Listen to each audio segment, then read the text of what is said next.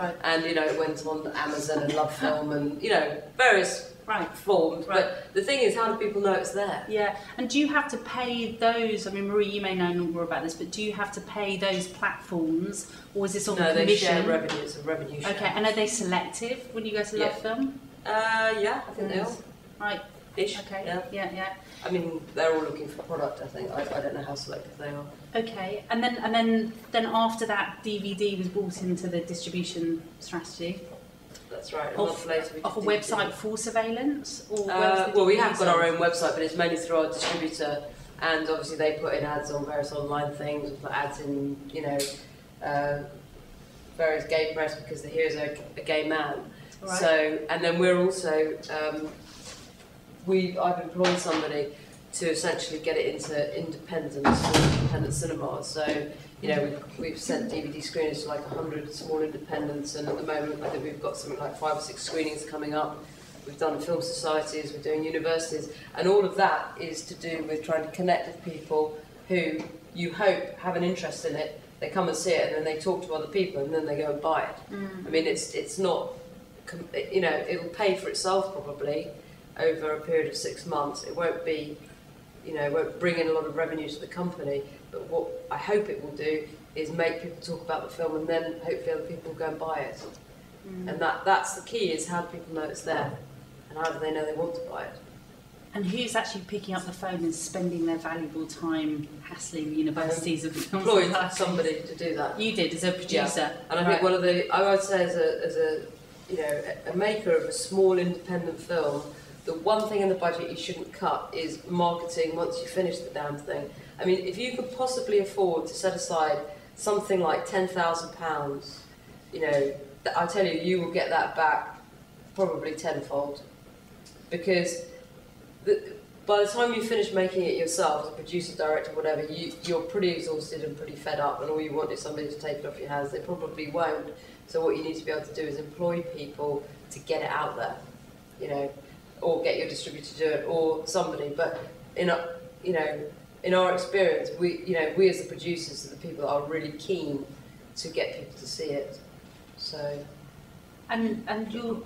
Can we just carry on and then we're open to the floor? So I'm trying to keep a thread.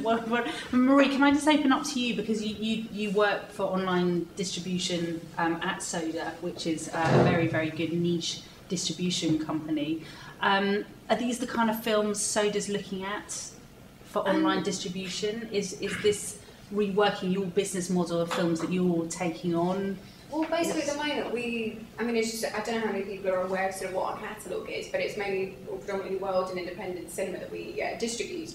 And a lot of the time, the reason why I've been taken on with Soda is because as a distributor that's working, or has been working up until quite recently with quite old or traditional methods of distribution, is to help understand how we can get our films out to this wider audience.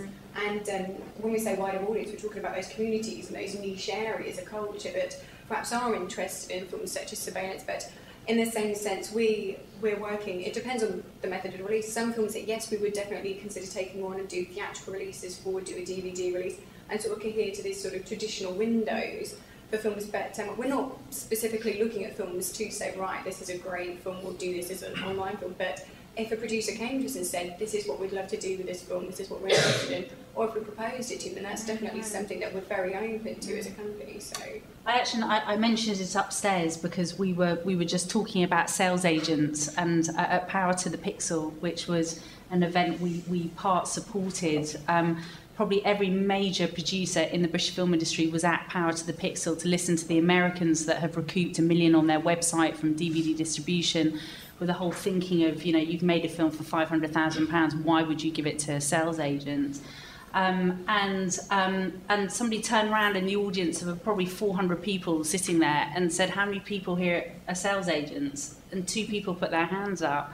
And I just find that incredulous with sales agents who are becoming, you know, they kind of need to change, don't they? And it's fantastic to know that you are the first company I know of that would welcome a producer coming without wanting the full traditional distribution package. We understand the issues at the moment, because as a distributor, our biggest issues at the moment is the fact that there has never been, distributing world cinema. There's never been so many world cinema films being distributed in the UK, and so that's conflicted by the fact that we're also finding there's never been so few cinemas that are willing to take risks on those films. They're willing to take risks on the sort of top end of film of independent cinema, so they're willing to look at perhaps films like Kung Fu Hustle or these or 30 Days of Night and Pan's Labyrinth. Yes, these are independent world cinema titles, but they're still coming through at sort of the top end, and there's still these niche markets and tons of them which are looking to be explored. So I mean, it's interesting because we say niche, but Honey Dippers, which is the new John Sayles movie, and John Sayles did Lone Star, he turned down major offers for distribution and is part self-distributing the film himself.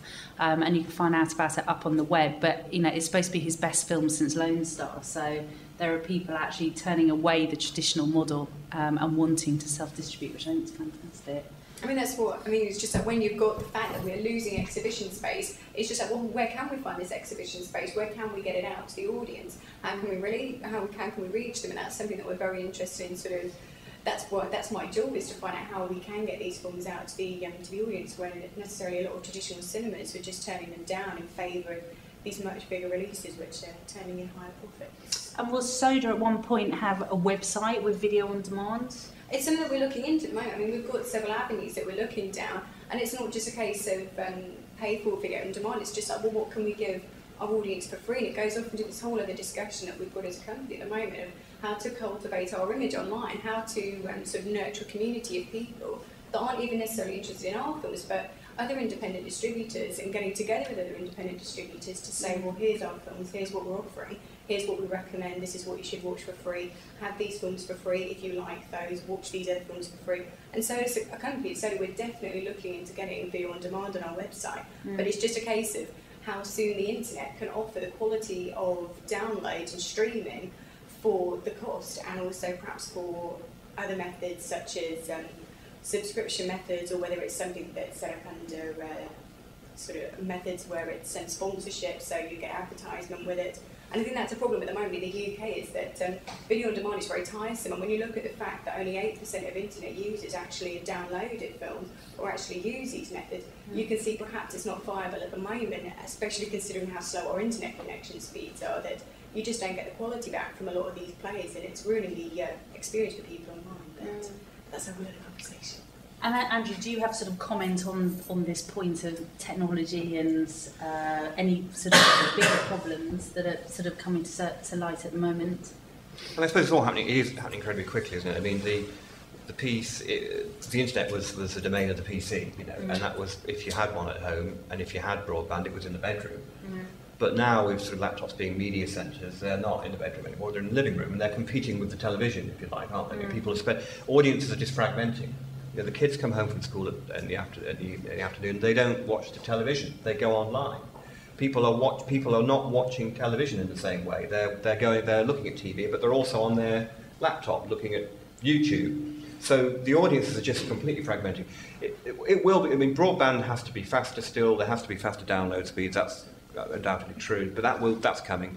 And I suppose the apparatus itself, I mean, ultimately, if the television becomes a hybrid between a television and a PC, almost, where you download straight to the screen, you know, that's what needs to happen, I suppose, ultimately, for it to be a nirvana. But in the meantime, it's happening now. And as I say, I think what's happening now is just that people are just migrating from mainstream media.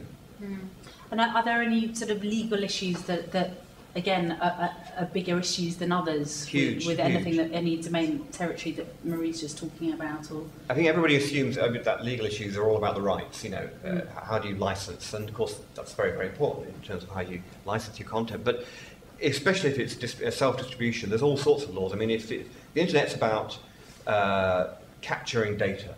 That's what it's about. And you know who your audience is. And you make that possible. If you can find your audience, you can collect their personal information, you can build your own database because you know what they want. But that brings you into conflict or under the auspices of the Data Protection Act. So there's laws around how you maintain that data, how you obtain it in the first place. So you've got to comply with that. There's distance selling regulations. If you're selling DVDs over a website, for example, there's distance selling laws in Europe. There's How do you market online? There's laws around. I mean, there is scarcely any aspect of online distribution that doesn't have a legal dimension to some degree or other. But everybody, understandably, sort of think, well, it's all about right. It's not. There's actually, if you tomorrow wanted to put content online to consumers, there are 16 various bits of law that you would probably have to cover in your terms and conditions. And they're not nice things to have, they're just, you've got to have them, because Europe says you have. And where does one find out about what these are? I'd like to say you should buy the book, but you should flash the book at this point. but no, I mean, awareness is. I mean, you need to speak to a sort of specialist lawyer, obviously, in terms of what you need to do. But these are important issues. I mean, compliant. You've got to get it. And actually, that if you're going to do that,